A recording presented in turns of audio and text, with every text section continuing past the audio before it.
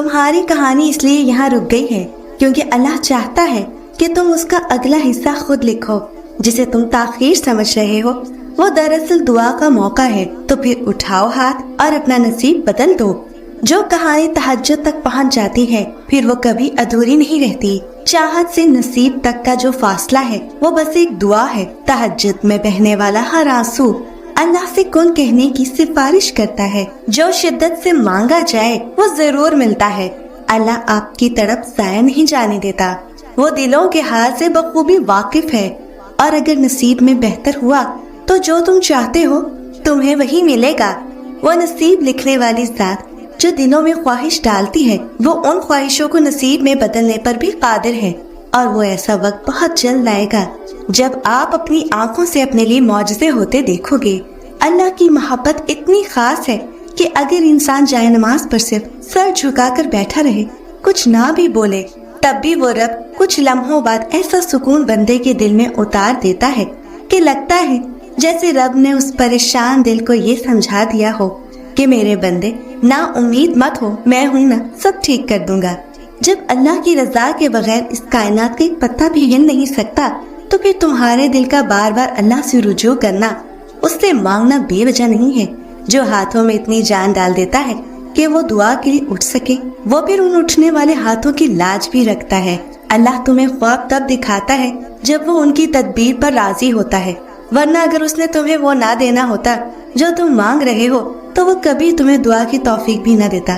جب اللہ تعالیٰ کسی کو پسند کرتے ہیں نا تو اس انسان کی پسندیدگی کا عالم یہ ہوتا ہے کہ وہ اس انسان پر بہت زیادہ آزمائشی ڈالتا ہے، اتنی کہ وہ سوائے اللہ کے کسی کو پکارتا نہیں۔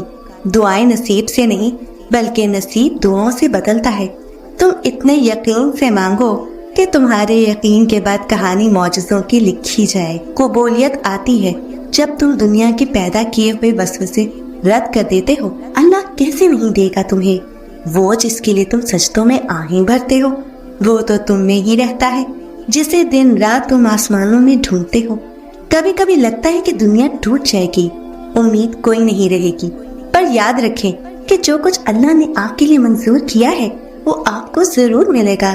کبھی بھی نا امید نہ ہو، کیونکہ جو کچھ اللہ کرتا ہے وہ بہتر کرتا ہے۔ دعا کی قبولیت آواز کی بلندی نہیں بلکہ دل کی تڑپ کا تقاضا کرتی ہے، کیونکہ دعا صرف الفاظ کا مجموعہ نہیں، روح کی طلب اور کیفیت کا نام ہے۔ اللہ سے مانگتے رہا کریں، کیونکہ ممکن اور ناممکن تو صرف انسان کی سوچ میں ہے۔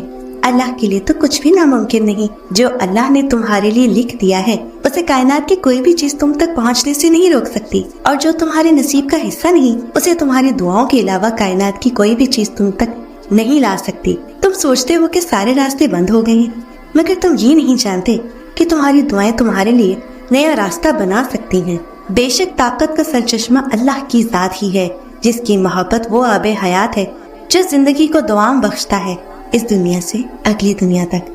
پتہ ہے کبھی ہماری دعا اللہ پاک جلدی قبول کر لیتا ہے، جیسے میرے پیارے اللہ پاک نے حضرت موسیٰ علیہ السلام کو ان کی ماں سے ملایا، اور کبھی کبھی دعا کو قبول ہونے میں وقت لگتا ہے، جیسے حضرت یوسف علیہ السلام نے اپنے والد سے ملنے کو اتنے عرصے تک سفر کیا، اور کئی سالوں بعد وہ اپنے والد سے جا ملے۔ ایک طویل عرصے کے بعد ان کی دعا قبول ہوئی تھی نا، تو وہ رب جو اس وقت بھی تھا آج بھی تو وہی ہے نا۔ وہ چاہے تو ابھی ہماری دعا قبول کر لے، اور وہ چاہے تو دیر سے قبول کرے، اور چاہے تو دعا قبول ہی نہ کرے، لیکن اس دعا کو آخرت کے لیے ذخیرہ کر لے۔ جیسے حضرت نوح علیہ السلام کی دعا ان کے بیٹے کے حق میں قبول نہ کی۔ سب کچھ اللہ پاک کے ہاتھ میں ہے، اس میں کوئی نہ کوئی مصلحت ضرور ہوتی ہے۔ یہ نہ سوچا کریں کہ پتہ نہیں اللہ پاک دعا قبول کرے گا یا نہیں، بس آپ مانگتے رہا کریں۔ پتہ ہے یہ دعائیں ہی ہوتی ہیں جو بعض دفعہ ہمیں بڑی سے بڑی مشکل سے نکال لاتی ہیں۔ یہ دعائیں ہی ہوتی ہیں جو ذخیرہ ہوتی رہتی ہیں، اگر قبول نہ بھی ہوں تو ان کا بدلہ ہمیں آخرت میں بہترین ملے گا۔ اور چھوٹی سے چھوٹی چیز کی امید بھی اللہ پاک سے لگایا کریں، یقین جانیے آپ کبھی بھی مایوس نہیں ہوں گے۔ ہر رکاوٹ میں کوئی نہ کوئی بہتری چھپی ہوتی ہے، جو اللہ تک لے جائے وہ ٹھوکر سزا نہیں ہوتی۔ مشکلات میں گھبرانا نہیں چاہیے، کیونکہ ستارے ہمیشہ اندھیرے میں ہی چمکتے ہیں۔ دونوں صورتیں یقین کی ہیں، کوئی اللہ کے لیے سب چھوڑ دیتا ہے اور کوئی اللہ پر ہی سب چھوڑ دیتا ہے۔ وہ آزماتا تو ہے مگر راستہ بھی وہی دکھاتا ہے، کیونکہ وہ رب غفور الرحیم ہے۔ जीतने का मजा तब आता है जब सारी दुनिया तुम्हारे हारने का इंतजार कर रही हो और तुम्हारा रब तुम्हें कामयाब करे। अगर दिल नहीं बदल रहा तो मुमकिन है वो अल्लाह तुम्हारा नसीब बदलने को मान गया हो। अल्लाह इंसान को आजमाता जरूर है मगर आजमाइश में तन्हा नहीं छोड़ता।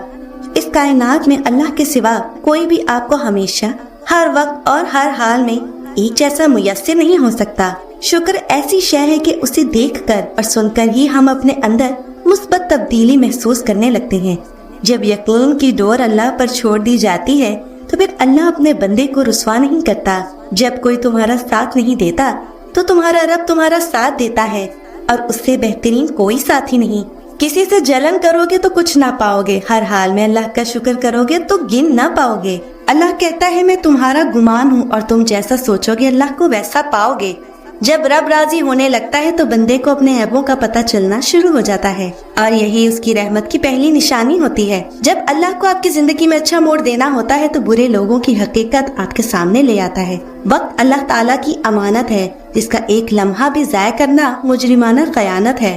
तकदीर और किस्मत से ज्यादा ताकत दुआ में होती है जो अर्श तक को हिला सकती है।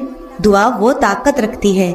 सारी इज्जत और सारी बुलंदियां रब के आगे झुकने से मिलती हैं। वक्ती हार या किसी का गम तकलीफ में अपने अल्लाह से कभी शिकवा मत करना, क्योंकि जो वो जानता है तुम नहीं जानते। जिसको अल्लाह ने दुआ की तौफीक दी हो वो कबूलियत से महरूम नहीं रहता।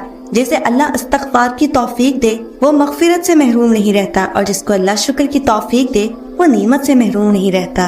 अल्लाह का खौफ दिल में हो तो लोगों के मामलों में खुद ब खुद दिल डरता रहता है। दुआएं वो फूल है जो जिंदगी की परेशानी में कामयाबी की खुशबू बिखेरती है। ये वो दुनिया है जिसमें मालो जान बिकते हैं।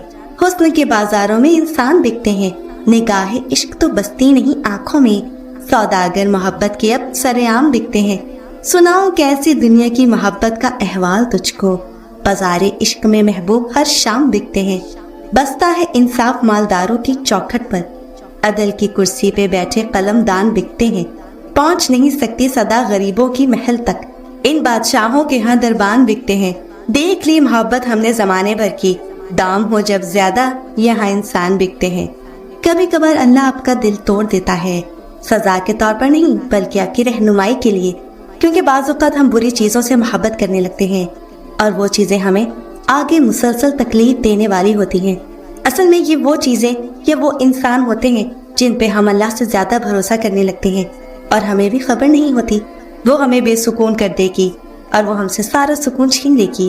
और हम जिस भी इंसान या चीज पर अल्लाह से ज्यादा भरोसा करेंगे, किसी भी चीज से या फिर इंसान से मोहब्बत जरूरत के लिए नहीं की जाती। इसीलिए अल्लाह हमारे दिलों को तोड़ देता है उन्हीं लोगों और चीजों के हाथों से जिनके बारे में हम सोचते हैं कि अगर वो ना मिले तो हम मर जाएंगे। आपका दिल शुरू से अल्लाह के लिए बनाया गया है और जब आप अल्लाह की जगह किसी और को देते हैं तब आपकी जिंदगी में दर्द बढ़ जाते हैं। हम जिन चीजों और जिन इंसानों को अपना खुदा बना लेते हैं, अल्लाह हमें हमारे उन्हीं खुदाओं से चोट लगाता है।